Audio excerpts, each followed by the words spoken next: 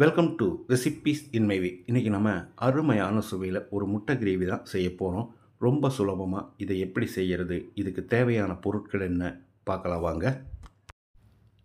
பேனில் 2 table spoon எண்ணெய் ஊற்றிக்கலாம்.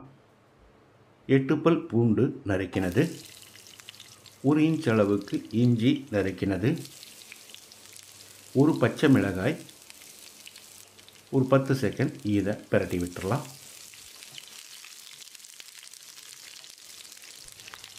மீடியம் சைஸில் 3 பெரிய வெங்காயம் நறுக்கினது இதை போட்டுக்கலாம்.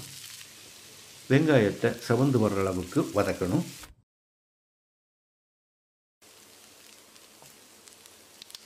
வெங்காயம் நல்லா வதங்கிடுச்சு. இதில் 1 டீஸ்பூன் மிளகு, 1/2 டீஸ்பூன் மஞ்சள் தூள், 1 டேபிள் ஸ்பூன் மிளகாய்த்தூள், 1 டேபிள் ஸ்பூன் மல்லித்தூள், 1 டீஸ்பூன் கரம் மசாலா, ஒரு 10-20 செகண்ட் இதை பிரட்டி விட்டுடலாம்.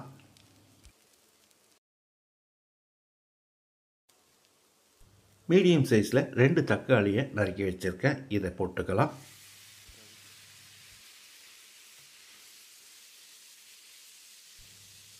இதில் 2 டீஸ்பூன் உப்பையும் சேர்த்து தக்காளியை நல்லா வதக்கிடலாம்.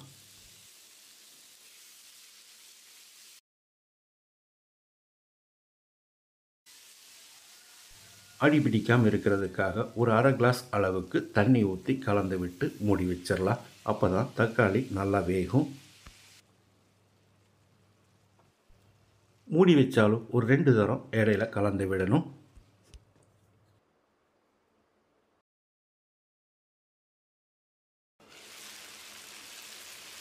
தக்காளி நல்லா மசிகிற அளவுக்கு வதங்கிடுச்சு. இதில் 1 டேபிள் ஸ்பூன் அளவுக்கு முந்திரியை போட்டு பிரட்டி விட்டுடலாம். முந்திரி சேர்க்கிறது ஆப்ஷனல் தான். இது நல்லா ஆறின பிறகு கொஞ்சமாக தண்ணி சேர்த்து பேஸ்ட்டாக அரைச்சி எடுத்துக்கலாம். வாணலியில் 2 டேபிள் ஸ்பூன் எண்ணெய் ஊற்றிக்கலாம். 1 டீஸ்பூன் கடுகு,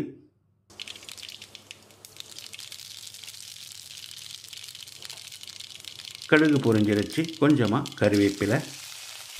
ஸ்டவ்வில் தீயை குறைச்சி வச்சு நம்ம அரைச்ச பேஸ்ட்டை ஊற்றிக்கலாம்.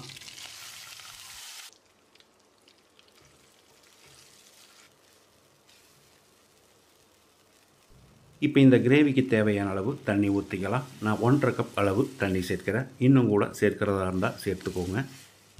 நான் ஏற்கனவே 4 முட்டை வேக வச்சு தோல் எடுத்து வச்சுருக்கேன், இதை போட்டுக்கலாம். 4 முட்டை தான் சேர்க்கணுங்கிறது இல்லை, 6 முட்டை வரைக்கும் இதில் சேர்த்துக்கலாம். உப்பு குறைவாக இருக்கிறதால நான் 1 டீஸ்பூன் உப்பு சேர்த்து கலந்து விடுறேன். நீங்கள் தேவையான அளவுக்கு உப்பு சேர்த்துக்கோங்க. இது ஒரு 5 நிமிஷம் நல்லா கொதிக்கட்டும். நல்லா கொதித்து வந்துடுச்சு. ஒரு 1/4 கப் அளவுக்கு துருவின தேங்காயை பேஸ்ட்டாக அரைச்சி வச்சுருக்கேன், இதை போட்டுக்கலாம். தேங்காய்க்கு பதிலாக தேங்காய் பால் சேர்க்கிறதா இருந்தாலும் சேர்த்துக்கலாம். தேங்காய் சேர்த்த பிறகு ஒரு 2-3 நிமிஷம் கொதிக்கட்டும், மூடி வச்சிடலாம். 2 நிமிஷம் கொதித்த பிறகு பொடியை நறுக்கின மல்லி இலையை தூவி கலந்து விட்டு இறக்கிடலாம். ஆப்பம், இடியாப்பம், தோசை, சப்பாத்தி, பரோட்டா எல்லாத்துக்கும் பொருத்தமாக நான் செஞ்சுருக்கிற இந்த முட்டை கிரேவியை இதே மாதிரி இதே அளவுகளோடு நீங்கள் செய்து பாருங்கள். இந்த வீடியோ பிடிச்சிருந்தால் லைக் பண்ணுங்கள், கமெண்ட் பண்ணுங்கள், ஷேர் பண்ணுங்கள். சப்ஸ்கிரைப் பண்ணாதவங்க சப்ஸ்கிரைப் பண்ணுங்கள். மறக்காமல் பெல் பட்டனை கிளிக் பண்ணுங்கள்.